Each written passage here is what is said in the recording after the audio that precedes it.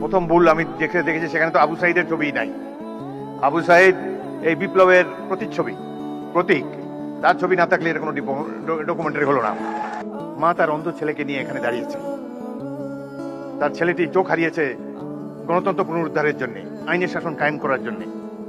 আজকে তারা আমাদের সামনে এসে দাঁড়িয়ে যদি মর্যাদাই না পান, তাদেরকে যদি আবারও ছোটখাটো চাওয়া পাওয়ার জন্য মন্ত্রীদের দ্বারে দ্বারে ঘুরতে হয়, সেটি জাতির জন্য লজ্জা।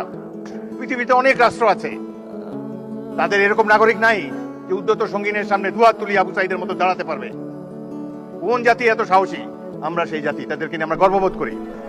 আবার বলে যে ডিসেম্বর মাসে আসেন, দেশে এসে পদার্পণ করবেন। আমরা অপেক্ষা করে আছি, আসেন দেশে। দেশে আছেন, দেখা হবে ইনশাল্লাহ রাজপথে।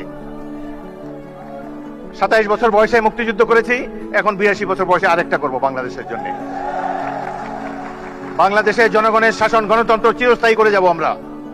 রক্ত দিয়েছি এই দেশের জন্য, যুদ্ধে আহত হয়েছিলাম 1971 সালে। এই ধরনের বাংলাদেশ দেখার জন্য নয়। গরিব দেশের যতটুকু সাধ্য আছে সবকিছু উজাড় করে দেবো আপনাদের কল্যাণের জন্য।